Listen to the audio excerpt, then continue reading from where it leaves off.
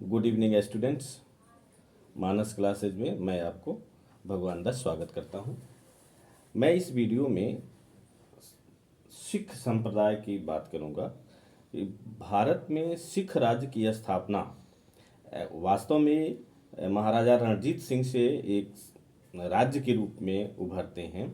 लेकिन जब तक हम सिख संप्रदाय का विवरण नहीं देंगे तब तक आपको सिख राज्य समझ में नहीं आएगा। इसीलिए मैं पहले सिख संप्रदाय, ये एक्चुअली जो मध्य काल में भक्ति आंदोलन चला था, तो भक्ति आंदोलन के संत थे गुरु नानक देव। एक्चुअली सिख संप्रदाय कोई अलग संप्रदाय नहीं है, ये हिंदू संप्रदाय का, हिंदू का ही एक भाग है। एक तरह से आप सुधारवादी संप्रदाय कह सकते हैं हिंदू का, क्योंकि इनके जितने गुरु हैं उनको आप नाम देखेंगे तो वो हिंदू जैसा ही लगेंगे। जैसे गुरु अंगद, गुरु अमरदास, गुरु रामदास, अर्जुन देव, गुरु गोविंद सिंह, ये सब हिंदू नाम से ही आते हैं। तो गुरु नानक देव भक्ति मार्ग के संत थे और उनके जो शिष्य थे, उन्हीं शिष्य का बिगड़ा रूप आपको सिख है, इसीलिए सिख धर्म के संस्थापक कहलाए। और सिख धर्म के प्रचार के लिए उन्होंने संगत की स्थापना की। संगत जहाँ कई लोग बैठ के इकट्ठा कर होते थे और उनका उपदेश सुनते थे। और इनका जन्म तलवंडी में 1469 ईस्वी में हुआ था और मृत्यु करतारपुर में 1538 में हुआ था। ये तलवंडी जो इस समय पाकिस्तान में पड़ता है। इन्होंने लंगर व्यवस्था की शुरुआत की। जो लंगर व्यवस्था पंजाबी संप्रदाय में है, इसकी शुरुआत गुरु नानक देव ने ही किया था, लेकिन उसमें व्यवस्था कुछ परिवर्तन आगे आने वाले गुरुओं ने किया।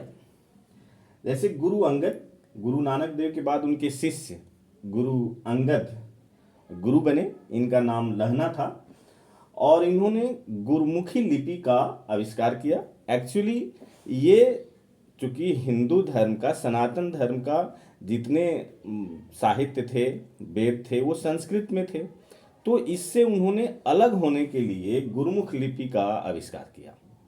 और इसमें जाति प्रथा और वर्ण व्यवस्था के खिलाफ थे, इसका भी उन्होंने उपदेश दिया।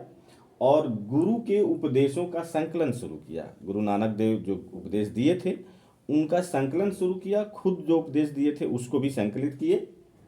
हुमायूं इनसे पंजाब में मिला था, लेकिन उस समय गुरु अंगद राजनीतिक हस्तक्षेप नहीं चाहते थे, इसलिए उन्होंने, अभी चूंकि सिख संप्रदाय अभी नए नए उभर रहा था, इसलिए इन्होंने राजनीति में हस्तक्षेप करना उचित नहीं समझा और सहायता देने से इनकार कर दिया और लंगर व्यवस्था को इन्होंने अस्थायी कर दिया। तो गुरु अंगद ने लंगर व्यवस्था को अस्थायी कर दिया। प्रॉब्लम कभी कभी कंपटीशन में पूछता है, पंजाब पब्लिक सर्विस कमीशन में तो लगभग पूछता है, लेकिन इधर भी यूपी पीसीएस और बिहार पीसीएस में भी पूछता है कि लंगर व्यवस्था को अस्थायी किसने किया। और इन्होंने जो अन्य बातें कही जो कि हिंदू धर्म से थोड़ा सा अलग किया। और जैसे हिंदू मरते हैं तो श्राद्ध होता है, तो इन्होंने ऐसा शुरू किया कि गुरु ग्रंथ साहिब का पाठ ही मरने के बाद ये परंपरा चलाई। और उसके बाद आए गुरु अमरदास। अब ये देखिए, गुरु अमरदास तो वैष्णव संप्रदाय के थे जो कि हिंदू का ही है।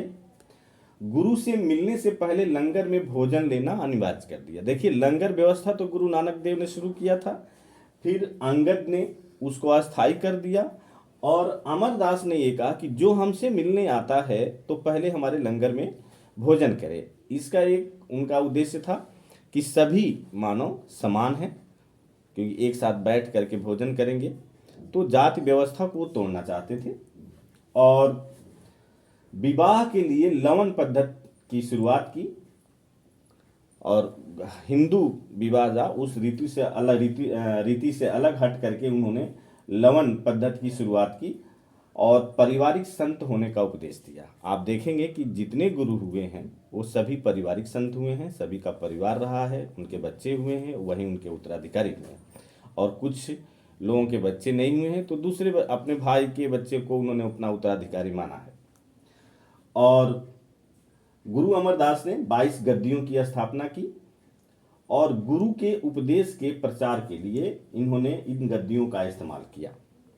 गुरु अमरदास से ही अकबर गोइंदवाल में, जो पंजाब में पड़ता है, मिला और उनके उपदेशों से प्रभावित होकर के उनको कुछ दान देना चाहा, कुछ ग्राम दान देना चाहा, गांव या जमीन, तो उन्होंने लेने से इनकार कर दिया। एक्चुअली वो चाहता था कि जो लंगर व्यवस्था है उसमें गुरु हमसे कुछ ले लें, लेकिन गुरु अमरदास ने ये लेने से इनकार कर दिया।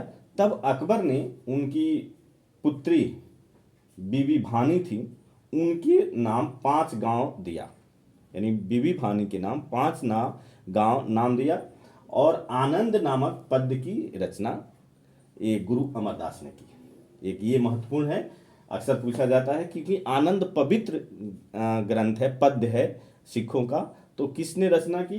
तो गुरु अमरदास। क्योंकि आनंद है और पवित्र है, तो आप इससे याद रखिए, अमर मतलब अमर है, तो अमरदास किन्ने इसका किया था। और उसके बाद गुरु रामदास हुए। अकबर इन्हें 500 बीघा जमीन भेंट की, जिसमें एक प्राकृतिक तालाब था और यहीं पर अमृतसर, यानी उस तालाब के को लेकर के ही अमृतसर की स्थापना हुई और गुरु का पद अब पैतृक हो गया। मतलब अब इसमें सभी एक दूसरे के लड़के थे। अब ये क्या किए कि अपने गुरु की परंपरा को इन्होंने पैतृक कर दिया। अभी तक ये जितने लोग थे पैतृक अनिवार्य नहीं किए थे, लेकिन गुरु रामदास ने गुरु की परंपरा को पैतृक कर दिया। विचार दिया कि गुरु के मरने के बाद उसकी आत्मा स्वतः गुरु में चली जाती है। इनके कहने का मतलब था कि गुरु जब मरता है तो उसकी आत्मा आगे बनने वाला जो गुरु है उसकी आत्मा में स्वतः चली जाती है, इसीलिए सभी गुरु बराबर हैं।